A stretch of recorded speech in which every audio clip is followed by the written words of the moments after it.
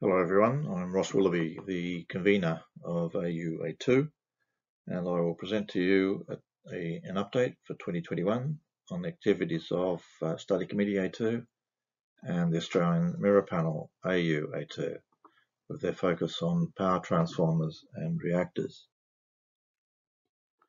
The scope for the A2 Study Committee includes all kinds of power transformers, including special ones such as high voltage DC converter transformers and phase shifting transformers. Also, all kinds of reactors are studied, including series and shunt reactors.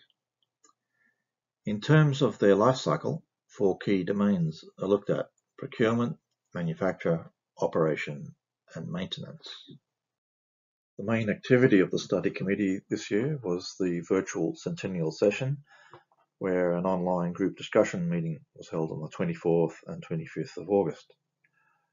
The Paris studio was used to host the meeting, a picture of the studio set up on the slide, and 3 preferential subjects were considered, and we'll look at those in turn next. During the session for preferential subject 1, the convener of working group A260 reported their update on the topic of dynamic thermal behavior of power transformers. The best paper presentation came from the USA on the impact of reverse power flow on transformers. Conclusions for the preferential subject were that new requirements on transformers at all voltage levels are needed for renewable energy production. Fast-acting shunt reactors are required for power system stabilization, and new simulation and test procedures were discussed to meet actual service conditions, an example being fiber optic temperature measurement.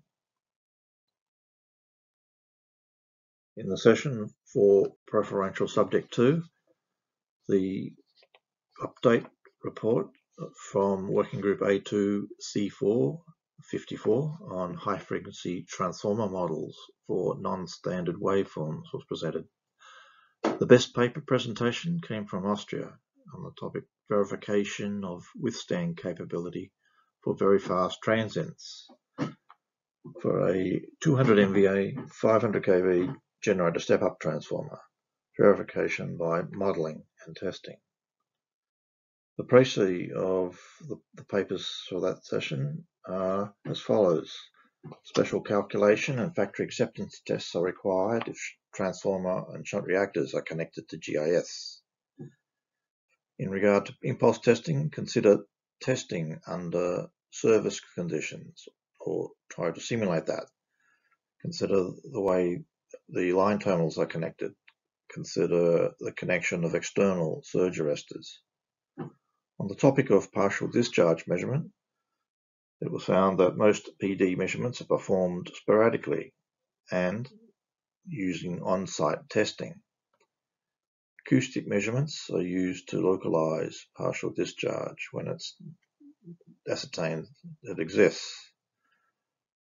Most partial discharge measurements on high voltage bushings are performed on-site.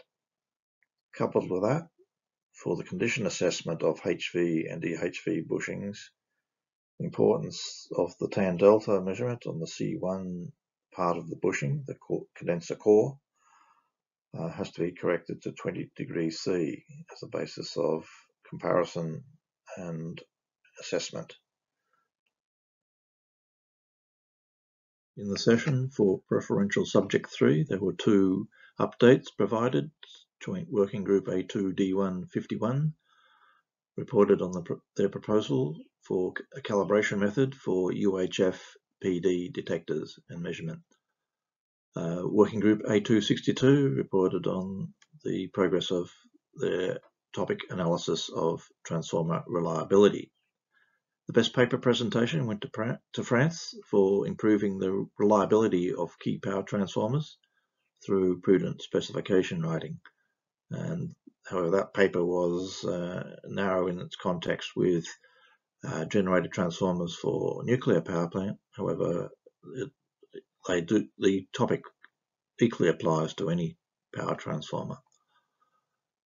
In conclusion, the session PS3 looked at new insulating material, ester, having been used already in all voltage classes, and with retrofilling of esters to carefully consider the material properties such as arc quenching capability, viscosity, dielectric properties, and importantly the interaction of that liquid with the original materials in the transformer. With respect to specification and lifetime, discussion there on bidirectional power flow and how voltage, current and flux distortion should be considered during the design process.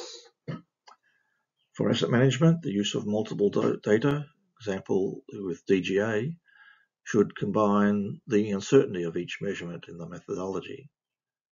Health index of power transformers should consider non-linear aggregation to prevent single component failure averaging, distorting the evaluation or the assessment.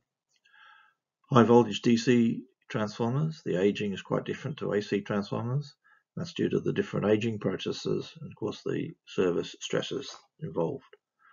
For geomagnetically induced current, the compliance for that, proof is required with calculations and tests, including thermal assessment. The group discussion meeting provided an opportunity for NGN speakers to present papers as well. So in the table we have 4 NGN presenters with their interesting topics. We also have the working group conveners that provided updates for their respective working group topics. And Pierre Boss started off with these proceedings with the short history of our study committee.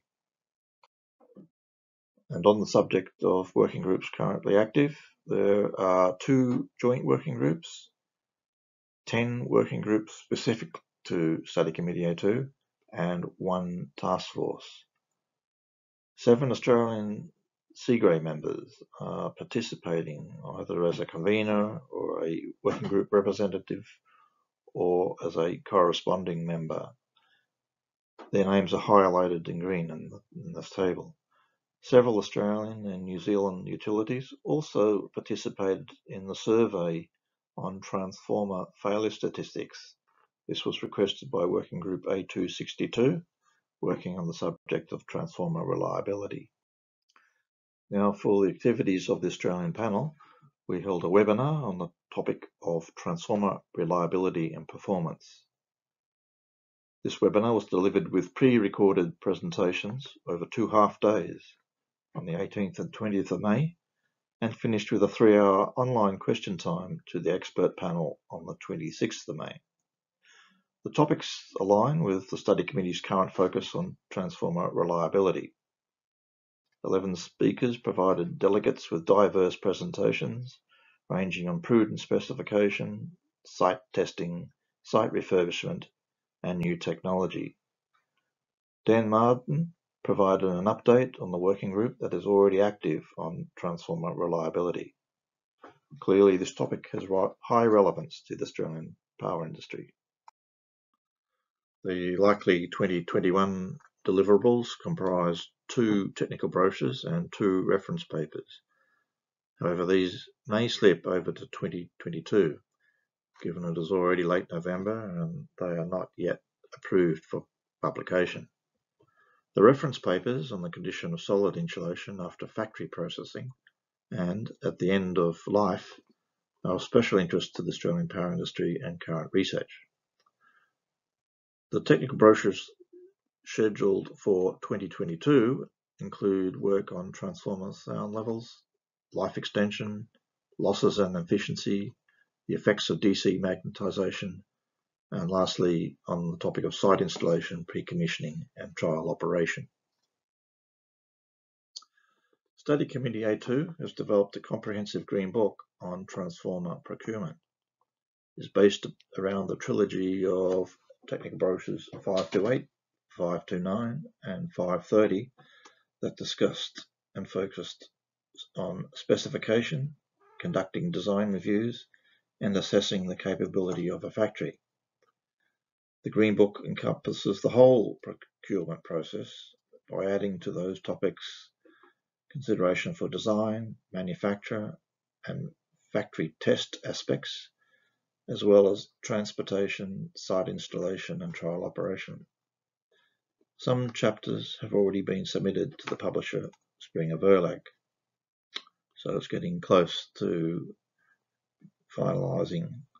The second Green Book has already been proposed by the study committee, and that is on the topic of transformer life management.